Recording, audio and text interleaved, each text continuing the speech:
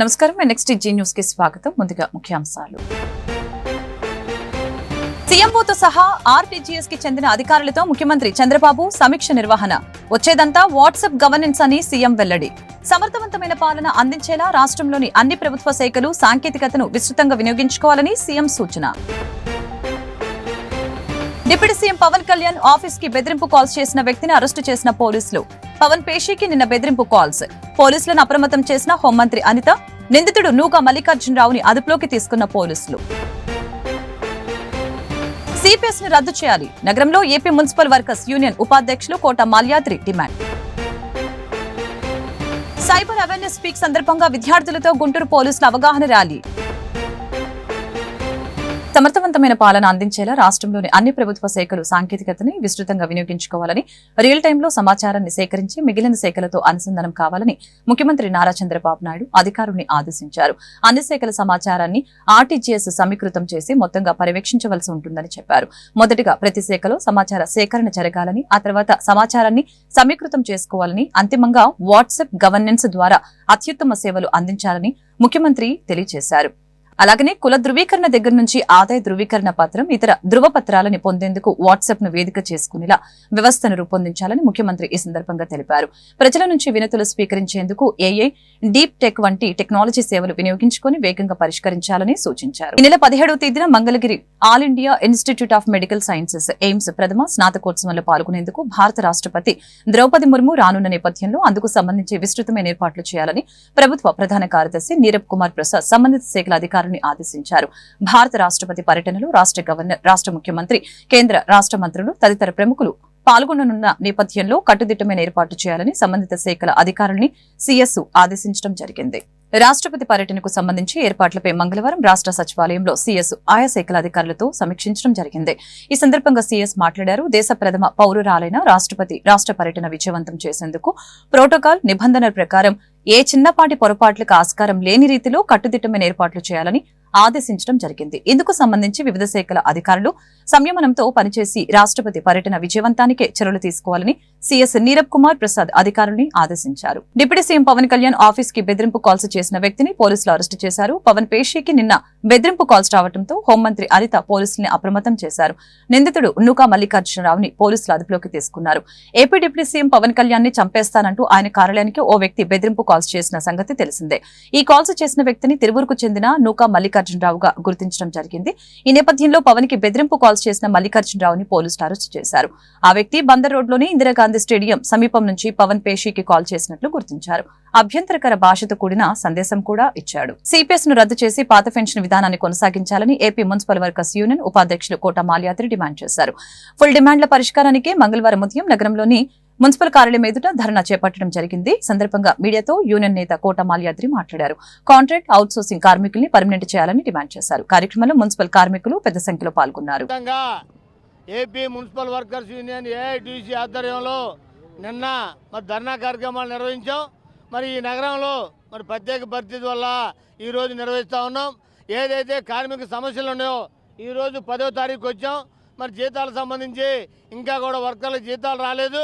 అట్లాగే మరి 1000 రూపాయలు సంబంధించి మరి ఇంతవరకు కూడా చెల్లించామని చెప్తా ఉన్నారు, చెల్లించట్లేదు. అట్లాగే సరెండర్ లీవ్ సంబంధించి పర్మనెంట్ కార్మికులకి సరెండర్ లీవ్ సంబంధించి వాళ్ళకి ఇంకా కూడా వాళ్ళ జీతాలను వాళ్ళు అమ్ముకుంటుంటే వాటికి కూడా డబ్బులు లేని పరిస్థితి కొనసాగుతూ ఉంది. వీటన్నిటికి తోడు మరి బదిలీ కార్మికులుగా 10-15 సంవత్సరాల నుంచి అట్లే పనిచేస్తూ ఉన్నారు. వాళ్ళని అందరూ కూడా ఆప్కాసులకు తీసుకొని రెగ్యులర్ కార్మికులుగా కొనసాగించాలని కోరుతా ఉన్నాం. అట్లాగే కరోనా కాలంలో ఈ పారిశుద్ధ్యాన్ని మెరుగుపరచడం కోసం మరి ఈ నగరంలో 350 మంది దాకా పనిచేశారు. అట్లాగే రాష్ట్ర వ్యాప్తంగా పనిచేసిన అందరినీ కూడా వాళ్ళందరినీ పనిలోకి తీసుకోవాలని నగరం విస్తారంగా పెరిగిపోతూ ఉంది, పని పెరుగుతూ ఉంది. కానీ కార్మికుల సంఖ్య మాత్రం పెరగని పరిస్థితుల్లో మరి కార్మికుల సంఖ్య పెంచమని ఏఐటీసీగా డిమాండ్ చేస్తూ ఉన్నాం. ఈ అన్ని సమస్యలు పరిష్కారం అయ్యే వరకు కూడా మరి ఏఐటీసీగా మరి కార్మిక పక్షాన్ని ఉంటామని, వాళ్ళకి రావాల్సిన సౌకర్యాలు బట్టలు, సబ్బులు, కుట్టుకులు ఇవన్నీ కూడా పెండింగ్ ఉన్నాయి. అట్లాగే ఇంక్రిమెంట్లు ఉన్నాయి. ఇవన్నీ కూడా చేయించమని అధికారుల దృష్టికి ఇప్పటికే తీసుకెళ్ళాం. అవి రాని పరిస్థితుల్లో రోడ్డు ఎక్కాల్సి వస్తూ ఉంది. ఇప్పటికైనా నగరపాలక అధికారులు చర్యలు తీసుకొని కార్మికులు రావాల్సిన సౌకర్యాలను కూడా కల్పించాలని, లేని పక్షంలో పెద్ద ఎత్తున ఆందోళనని కొనసాగిస్తామని కూడా. సైబర్ అవేర్నెస్ వీక్ సందర్భంగా విద్యార్థులతో గుంటూరు పోలీసులు అవగాహన ర్యాలీ చేపట్టారు. గార్డెన్స్ లోని పాటిబండ్ల సీతారామయ్య హైస్కూల్ విద్యార్థులతో కలిసి పోలీసులు అధికారులు సైబర్ నేరాల పట్ల అవగాహన ర్యాలీ చేపట్టారు. ఈ సందర్భంగా ట్రైనీ ఐపీఎస్ దీక్ష, వెస్ట్ డీఎస్పీ జయరాం ప్రసాద్ మీడియాతో మాట్లాడారు. ప్రస్తుత సమాజంలో జరుగుతున్న సైబర్ నేరాలపై ప్రజలు అప్రమత్తంగా ఉండాలని కోరారు. మాయగాళ్లు కొత్త తరహాలో లింకులు పంపించి ప్రజలను మోసం చేస్తున్నారని వెల్లడించారు. తెలియని నంబర్ నుంచి లింకు వస్తే వాటిని ప్రెస్ చేయకుండా ఉండాలని ఈ సందర్భంగా సూచించడం జరిగింది.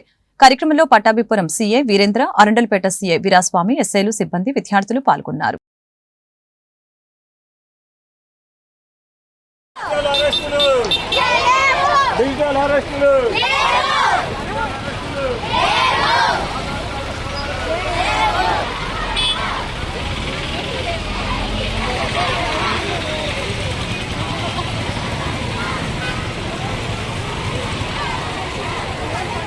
కార్మికుల హక్కులను కాపాడే విషయంలో అమరజీవి కామ్రేడ్ జీవీ కృష్ణారావు సేవలు మరవలేనివని ఏఐటీయూసీ రాష్ట్ర గౌరవ అధ్యక్షులు వెలుగురి రాధాకృష్ణమూర్తి తెలిపారు.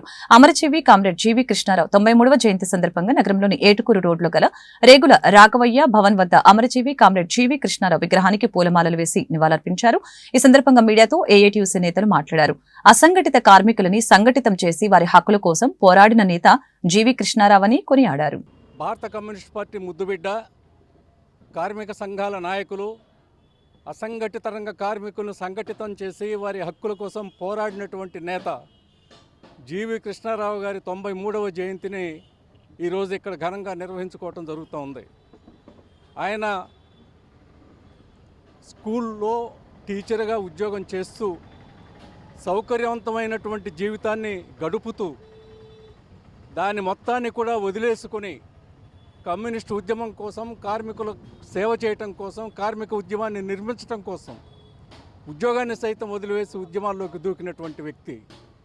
ఆయన జీవితాంతం చివరి శ్వాస వరకు కమ్యూనిస్టు ఉద్యమం కోసం, కార్మిక సంఘాల కోసం, హమాలీ వర్కర్స్ కోసం, అట్లాగే సివిల్ సప్లైస్ వర్కర్స్ కోసం పోరాడి అనేక ప్రయోజనాలు సాధించినటువంటి వ్యక్తి. ఆయన మరణించి కూడా 8 సంవత్సరాలు అయింది. అంటే ఆయన 85వ ఏట మరణించడం జరిగింది. 85 సంవత్సరాల్లో మొదటి 25 సంవత్సరాలు తీసేస్తే దాదాపు 60-62 సంవత్సరాలు ఆయన యావత్తు జీవితాన్ని కమ్యూనిస్టు ఉద్యమానికి, కార్మిక వర్గానికి అంకితం చేసినటువంటి వ్యక్తి. అయితే ఆనాడు ఆయన ఏ పరిస్థితుల్లో అయితే కార్మికుల్ని సంఘటితం చేశారో, ఏ పరిస్థితుల్లో అయితే అసంఘటిత రంగ కార్మికుల కోసం కృషి చేశారో, తిరిగి ఈనాడు ఇవాళ ఉన్నటువంటి పాలక వర్గాల పాలనలో తిరిగి అవే పరిస్థితులు నెలకొంటూ ఉన్నాయి. సంఘం పెట్టుకునే హక్కు కానీ, చట్టాలు కానీ ఇవేమీ అమలు జరగటం వల్ల పని భద్రత లేదు. కార్మికులకి చట్టాలు ఉంటే చట్టాలు అమలు జరపరు. కృష్ణారావు గారి గొప్పతనం ఏంటంటే కార్మిక చట్టాలే అమలు జరగనటువంటి నేపథ్యంలో ఏ చట్టము లేకుండా కూడా ఒక సాంప్రదాయాన్ని సృష్టించి ఆ సాంప్రదాయం ప్రకారం వేతనాలు పెరగటం, కూలీ రేట్లు పెరగటం, బోనస్ ఇవ్వటం, పండగ అడ్వాన్సులు ఇవ్వటం, ఇంకా అనేక సౌకర్యాలని ఒక సాంప్రదాయంగా సృష్టించి సాధించినటువంటి ఘనత అది కృష్ణారావు గారికి దక్కుతుంది. ఈరోజు ఆయనకు నిజమైనటువంటి నివాళులు అర్పించడం అంటే ఆయన వదిలివెళ్ళినటువంటి ఆశయాల్ని ముందుకు తీసుకుపోవటానికి మేమందరం కూడా ప్రతిజ్ఞ చేయటం తప్ప మరొక దగ్గర మార్గం లేదు. ఆయన ఏ మార్గాన్ని అయితే చూపెట్టారో ఆ మార్గాన్ని, కార్మిక హక్కుల కోసం తన జీవితాన్ని దారబోసిన మహోన్నత వ్యక్తి అమరజీవి కామ్రేడ్ జీవీ కృష్ణారావు గారి 93వ జయంతి కార్యక్రమాన్ని ఈరోజు సివిల్ సప్లైస్ యూనియన్, నగర ముఠా కార్మిక శాఖ ఆధ్వర్యంలో నిర్వహించుకోవటం జరిగింది. అలాగే రాష్ట్రంలోని అసంఘటిత రంగ కార్మికులకి ఆ రంగాన్ని వ్యవస్థాపకుల్లో ప్రముఖులు జీవీ కృష్ణారావు గారు కార్మిక హక్కుల కోసం నిరంతరం ప్రభుత్వాలపై పోరాటాలు చేసి ఆయన చూపిన మార్గంలో ఇప్పుడు నగర ముఠా కార్మిక సంఘం ఏఐటీయూసీ ఆధ్వర్యంలో పెద్ద ఎత్తున పోరాటాలు నిర్వహిస్తామని తెలియజేస్తారు. జీవీ కృష్ణారావు గారి 93వ జయంతి సందర్భంగా ముఠా కార్మికులందరూ ఈరోజు ఇక్కడ ఈ పూలమాల వేసి అతనికి నివాళులు అర్పించడం జరిగింది. ఆయనకి ఎన్నో ముఠా కార్మికుల సంఘాలకి అనేక చట్టాలు తీసుకొచ్చి మంచిగా ఇప్పటి వరకు కూడా ఆయన అడుగుజాడల్లో నడుచుకుంటున్నాం. ఇదే విధంగా ముందు భవిష్యత్తులో ఇంకా మరిన్ని అవకాశాలు ఉన్న ఈ చట్టాలు ఏవైతే ఉన్నాయో దాన్ని నడుచుకొని జాగ్రత్తగా ఉంటామని చెప్పి తెలియజేస్తాం. తన ఆస్తి కోసమో డబ్బు కోసమో పోరాటం చేయడం లేదని సినీ నటుడు మంచు మనోజ్ అన్నారు. తనను తొక్కివేయడానికి భార్య పిల్లల అంశాన్ని తీసుకువస్తున్నారని ఆరోపించారు. కుటుంబ వివాదం నేపథ్యంలో జల్పల్లిలో మనోజ్ మీడియాతో మాట్లాడారు. నేను చేసేది ఆత్మగౌరవ పోరాటం. ఇది నా భార్య పిల్లల రక్షణకి సంబంధించిన విషయం. నన్ను అనగదొక్కేందుకు నా భార్యను బెదిరింపులకి గురి చేయడం, నా 7 నెలల పాపని దీనిలోకి లాగటం, నా పిల్లలు ఇంట్లో ఉండగానే ఇలా ప్రవర్తించడం సరికాదు. పోలీసుల వద్దకు వెళ్లి రక్షణ కోరాను. నాకు అన్ని విధాల రక్షణ కల్పిస్తామని వారు నా మనుషుల్ని బెదరకొట్టి వేరే వాళ్ళని లోపలికి పంపించారు. నా మనుషుల్ని ఇక్కడి నుంచి పంపించే అధికారం పోలీసులకు ఎవరిచ్చారు? ఎక్కడిది? ఫిర్యాదు తీసుకున్న తర్వాత ఏకపక్షంగా ఎందుకు వ్యవహరిస్తున్నారు? నాకు మద్దతు కోసం ప్రపంచంలోని అందరినీ కలుస్తానని మనోజ్ వ్యాఖ్యానించారు. అందరికీ నమస్కారం. నేను ఆస్తి కోసమో డబ్బు కోసమో ఈ పోరాటం చేయట్లేదు. ఎందుకంటే ఇది పోరాటం కూడా కాదు, ఇది ఆత్మగౌరవానికి సంబంధించింది, నా భార్య పిల్లల సేఫ్టీకి సంబంధించింది. ఇది నాతో ఒక మగాడిగా నాతో డైరెక్ట్గా వచ్చి నాతో ఏం చేసినా పర్వాలేదు. నా భార్య పేరు ఇంక్లూడ్ చేయడం, నన్ను తొక్కేదానికి, నా 7 నెలల పాపని ఇంక్లూడ్ చేయడం, నా బిడ్డలు ఇంట్లో ఉండగానే అలా బిహేవ్ చేయడం కరెక్ట్ కాదు. ఈరోజు పోలీస్ దగ్గరికి నేను వెళ్ళి ప్రొటెక్షన్ అడిగాను. నేను మొన్న వచ్చి అడిగినప్పుడు మీకు అన్ని ఎవిడెన్స్లు ఇస్తాను. ఎస్ఐ గారు ఇక్కడి నుంచి వచ్చి నేను ఇస్తాను సార్ ప్రొటెక్షన్ చూపించాను. బౌన్సర్లు అందరూ అక్కడ దాక్కున్నారని చూపించాను. అది కొంచెం చూసి ఓకే సార్ మీరు ధైర్యంగా ఉండండి, మేము ఎక్కడికి వెళ్ళట్లేదని చెప్పి మాట్లాడి పారిపోయారు. ఇప్పుడు కానిస్టేబుల్స్ వచ్చి అందరూ నా మనుషులను అందరినీ భయపించి ఇప్పుడు వాళ్ళ పేర్లు తీసుకొని బెదరగొట్టి మా మనుషులను పంపించేసి వేరే బాడీ గార్డ్ లోపల పంపించున్నారు సార్. జరగదు కాదు సార్. ఫస్ట్ ఈ డిపార్ట్మెంట్ ఎందుకు వన్ సైడ్ తీసుకుంటున్నారు? కంప్లైంట్ తీసుకున్న తర్వాత వాళ్ళకి ఏ అధికారం ఉంది? నా ప్రొటెక్ట్ చేసే మనుషుల్ని పంపించేదానికి అధికారం ఏముంది? ప్రపంచంలో అందరినీ కలుస్తాను సార్, బయలుదేరుతాను. అన్నదాత కండగా వైఎస్ఆర్సీపీ నినాదంతో ఈ నెల 13వ తేదీన రాష్ట్ర వ్యాప్తంగా నిరసన కార్యక్రమాలు నిర్వహిస్తామని మాజీ మంత్రి వైఎస్ఆర్సీపీ సీనియర్ నేత అంబటి రాంబాబు తెలిపారు. ఈ నిరసన కార్యక్రమానికి సంబంధించిన పోస్టర్లని తాడేపల్లిలోని వైఎస్ఆర్సీపీ కేంద్ర కార్యాలయంలో మాజీ మంత్రి వెల్లంపల్లి శ్రీనివాసరావు, ఎమ్మెల్సీలు లేలాపిరెడ్డి, రుహుల్లా తదితరులతో కలిసి అంబటి ఆవిష్కరించారు. వరి రైతులను ఆదుకోవాలనేదే మా నినాదమని తెలిపారు. రాష్ట్రంలో వరి వేసిన రైతుల పరిస్థితి అత్యంత దారుణంగా ఉందని చెప్పారు. మంగళగిరిలో రాసులుగా పోసిన ధాన్యాన్ని చూసి రైతులతో మాట్లాడినట్లు తెలిపారు. ఈ ఏడాది అకాల వర్షాలతో రైతులు చాలా నష్టపోయారని అన్నారు. ధాన్యం దిగుబడి తగ్గిపోయింది. రైతులకి కనీస మద్దతు ధర దక్కటం లేదని ఈ సందర్భంగా తెలిపారు. 13వ తారీఖున రాష్ట్ర వ్యాప్తంగా ఆయా జిల్లాల హెడ్ క్వార్టర్స్ లో అన్నదాతకు అండగా వైఎస్ఆర్సీపీ అనే నినాదంతో వైఎస్ఆర్ కాంగ్రెస్ పార్టీ ప్రోగ్రాం ఇవ్వడం జరిగింది. ఈ ప్రోగ్రాం యొక్క ప్రధానమైన ఉద్దేశం ఏమిటంటే వరి రైతులను ఆదుకోవాలని ప్రభుత్వానికి విజ్ఞప్తి చేసేటటువంటి మొదటి కార్యక్రమం. ఎందుకు ఆదుకోవాలి అంటే ఇవాళ రాష్ట్రంలో రైతుల పరిస్థితి, ముఖ్యంగా వరి పంట వేసినటువంటి రైతుల పరిస్థితి అతి దారుణంగా ఉంది. ఉదయమే నేను మంగళగిరి నియోజకవర్గంలోని కొన్ని ప్రాంతాలు వెళ్లి చిర్రావూరు, గుంటిబెడ గ్రామాలు వెళ్లి అక్కడ రాసులుగా పోసినటువంటి ధాన్యాన్ని చూసి అక్కడ రైతులతో మాట్లాడి వారి ఆవేదన తెలుసుకొని ఈరోజు నేను మాట్లాడుతున్నాను. ఈ సంవత్సరం అకాల వర్షాలు అనేక సందర్భాల్లో వచ్చాయి, వాయుగుండాలు వచ్చాయి. అకాల వర్షాల వలన వరి రైతులు చాలా ఇబ్బంది పడటమే కాకుండా పంట దిగుబడి కూడా చాలా విపరీతంగా తగ్గిపోయింది. కొన్ని చోట్లయితే 20, 25, 30 లోపు మాత్రమే ధాన్యం ఉత్పత్తి జరిగింది. ఉత్పత్తి పంట సరిగా లేక రైతులు ఇబ్బంది పడుతున్న ఈ దశలో చివరికి గిట్టుబాటు ధర కూడా రానటువంటి ఒక దుర్మార్గమైనటువంటి పరిస్థితిని వాళ్ళ రాష్ట్ర ప్రభుత్వం కలగజేసిందని సందర్భంగా నేను చెప్పదలుచుకున్నాను. నేను వెళ్ళిన చోట చెప్పారు, 2 రోజుల క్రితమో 3 రోజుల క్రితమో మన జిల్లాకు చెందినటువంటి మంత్రి, పౌర సరఫరాల శాఖ మంత్రి గారు రైతుల దగ్గరికి వెళ్లారని, ఆ రైతులు రాసులు చూసి అడిగితే వారు తమ బాధలు చెబితే మీరు కంగారు పడాల్సిన అవసరం లేదు, మీరు ప్రభుత్వమే కొంటుంది, ప్రతి గింజ కూడా ప్రభుత్వమే కొంటుంది, గిట్టుబాటు ధర ఇచ్చి కొంటుంది, బ్రోకర్లకు మీరు అమ్మవద్దు అని చెప్పటమే కాకుండా జస్ట్ ఫోన్లో హలో అని పెట్టండి, మీ రైతు సమస్య పెట్టండి, నేను తక్షణమే తేల్చేస్తాను, మీకు సహాయంగా ఉంటానని హామీ ఇచ్చినటువంటి మంత్రి గారు నిన్న మొన్న 2 రోజుల నుంచి దోపిడీలకి పాల్పడుతున్న ఆటో డ్రైవర్ల పట్ల ప్రజలు అప్రమత్తంగా ఉండాలని జిల్లా ఎస్పీ సతీష్ కుమార్ విజ్ఞప్తి చేశారు. ఈ మేరకు జిల్లాలో ప్రయాణికుల్ని బెదిరించి దోపిడీకి పాల్పడుతున్న 10 మంది నిందితుల ముఠాని పోలీసులు మంగళవారం అరెస్టు చేశారు. ఈ అరెస్టు వివరాలను ఎస్పీ మీడియాకు వెల్లడించారు. ఆటోలో ప్రయాణికుల్ని ఎక్కించుకున్న అనంతరం ఆ ముఠాలోని సభ్యులకి సమాచారం ఇస్తారు. మధ్యలో ప్రయాణికుల్ని బెదిరించి వారి వద్ద ఉన్న నగదు ఆభరణాలని దోచుకుంటారు. ఈ నేపథ్యంలో బాధితుల ఫిర్యాదు మేరకు సమగ్రంగా విచారణ జరిపి నిందితుల ముఠాని అరెస్టు చేయడం జరిగిందని ఎస్పీ తెలిపారు. ఇలాంటి దోపిడీ ముఠాల పట్ల అప్రమత్తంగా ఉండాలని ఎస్పీ సతీష్ కుమార్ సూచించారు. అరెస్టు చేసిన నిందితుల వద్ద నుంచి ₹1,00,000 విలువైన బంగారు ఆభరణాలు, 50,000 నగదు, 3 ఆటోలని స్వాధీనం చేసుకున్నారు. సో మనకి రీసెంట్ టైమ్స్లో ఒక కొత్త ఎంఓ ఈ ఆటోలో ప్యాసింజర్స్ దగ్గర ఎక్స్టార్షన్ జరుగుతున్నట్టు మనకి ఇన్పుట్స్ వచ్చింది ఒక 2-3 టైమ్స్. సో దీనిట్లో మనకి సపరేట్ టీమ్స్ ఫామ్ చేయడం జరిగింది. గుంటూరులో కొంచెం మనం సపరేట్ టీం ఫామ్ చేసాము. టీం ఫామ్ చేసిన తర్వాత కొన్ని ఆగింది. తర్వాత మనకి సేమ్ గ్యాంగ్ తెనాలిలో చేస్తున్నట్టు ఇన్పుట్. సో దాని మేరకు ఎంఓని ఫస్ట్ చెప్పేస్తాను. ఇదన్నీ కూడా ఒక గ్యాంగ్. ఇప్పుడు వరకు మనం 2 గ్యాంగ్, తర్వాత ఒక ఇండివిజువల్ పర్సన్ని కూడా ఇప్పుడు అరెస్ట్ చేయడం జరిగింది. ఈ గ్యాంగ్ మోడస్ ఆపరండి ఎలాగా చేస్తారంటే, ఒక ఆటో తీసుకుంటారు, దాంట్లో 4 బయలుదేరుతారు.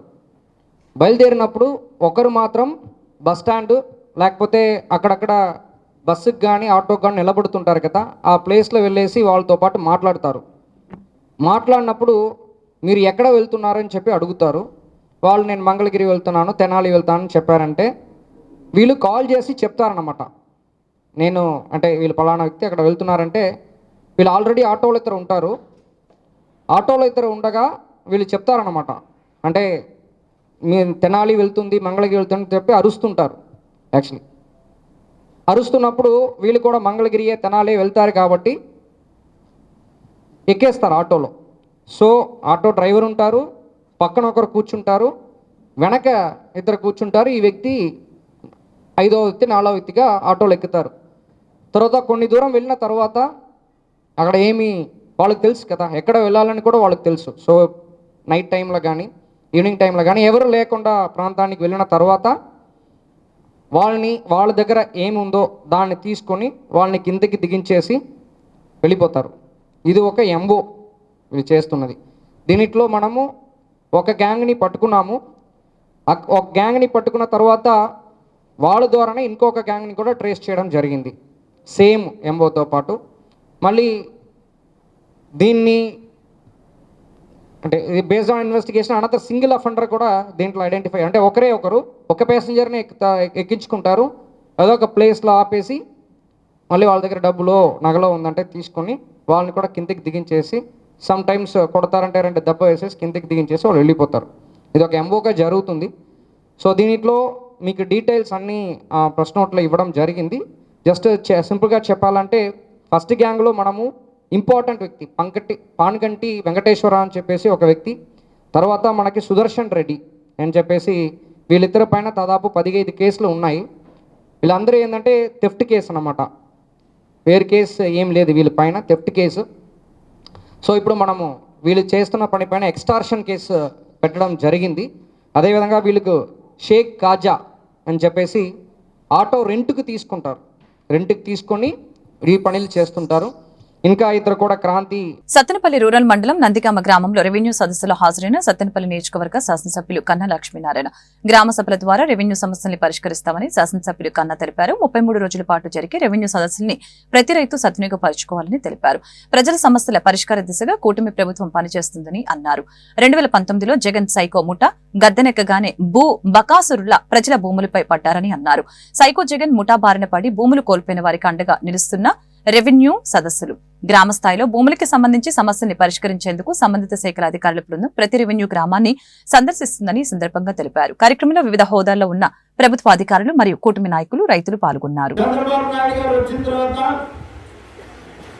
నిజమైనటువంటి గ్రామ స్వరాజ్యం తీసుకురావాలనేటువంటి ఉద్దేశంతో మనం గ్రామ సదస్సులు నడుపుకున్నాం. ఒకసారి గ్రామ సదస్సులో అభివృద్ధి కార్యక్రమాల గురించి చర్చించుకొని ప్రతి గ్రామానికి కూడా అభివృద్ధి కార్యక్రమాలు మనం పెట్టుకున్నాం. ఆ రోజున గ్రామ సభలో చర్చించుకొని, అలాగే ఇవాళ మీ గ్రామంలో అయితే సాధ్యపడదు, కానీ చాలా గ్రామాల్లో ఈ భూ సమస్యలు చాలా ఎక్కువగా ఉన్నాయి. ఏదైతే ఎవరైతే ఈ వైసీపీ నాయకులు అందరి భూముల్ని దొంగిలించాలనుకున్నారో, ఆ దొంగిలించడానికి అవకాశం ఉన్నటువంటి గ్రామాలన్నింటిలో కూడా వాళ్ళు ఈ 19 నుంచి 24 వరకు కూడా ఒకళ్ళ భూమిని వాళ్ళ పేరు మీద రాయించుకున్నటువంటి అనేక సందర్భాలు ఉన్నాయి. ఈ రెవెన్యూ సమస్యలు ప్రత్యేకించి ఆ సమస్యలను పరిష్కారం చేయడం కోసం ఏదైతే వైసీపీ ప్రభుత్వంలో అన్యాయాలు అక్రమాలు జరిగి చాలా మంది చెప్పుకోలేని స్థితిలో మరి మిగిలిపోయారో, వాళ్ళందరికీ కూడా ప్రతి గ్రామానికి అధికారులను పంపించి మీ భూ సమస్యలన్నీ కూడా పరిష్కారం చేయడానికి ఈ రోజున చంద్రబాబు నాయుడు గారు ఒక గొప్ప ఆలోచన చేసి ఈ రెవెన్యూ సదస్సులు ప్రతి గ్రామంలో నిర్వహించుకుంటున్నాం. ఈ సందర్భంగా ఆర్డీఓ గారు చెప్పినట్లు భూ వివాదాలు కాకుండా అనేక సమస్యలు వచ్చినాయి. పెన్షన్స్ కానీ, వైట్ కార్డ్స్ ఇష్యూ కానీ, వార్తలు ముగించే ముందు ముఖ్యాంశాలు మరొకసారి. సీఎంఓతో సహా ఆర్టీజీఎస్ కి చెందిన అధికారులతో ముఖ్యమంత్రి చంద్రబాబు సమీక్ష నిర్వహణ. వచ్చేదంతా వాట్సాప్ గవర్నెన్స్ అని సీఎం వెల్లడి. సమర్థవంతమైన పాలన అందించేలా రాష్ట్రంలోని అన్ని ప్రభుత్వ శాఖలు సాంకేతికతను విస్తృతంగా వినియోగించుకోవాలని సీఎం సూచన. Deputy CM Pawan Kalyan office కి బెదిరింపు కాల్స్ చేసిన వ్యక్తిని అరెస్టు చేసిన పోలీసులు. పవన్ పేషీకి నిన్న బెదిరింపు కాల్స్. పోలీసులను అప్రమత్తం చేసిన హోంమంత్రి అనిత. నిందితుడు నూక మల్లికార్జునరావుని అదుపులోకి తీసుకున్న పోలీసులు. సిపిఎస్ ని రద్దు చేయాలి. నగరంలో ఏపీ మున్సిపల్ వర్కర్స్ యూనియన్ ఉపాధ్యక్షులు Kota Malyadri demand. Cyber awareness week సందర్భంగా విద్యార్థులతో గుంటూరు పోలీసుల అవగాహన ర్యాలీ. ఈ వార్తలు ఇంతటితో సమాప్తం. మరొక బులెటిన్ మళ్ళీ కలుద్దాం. నమస్కారం.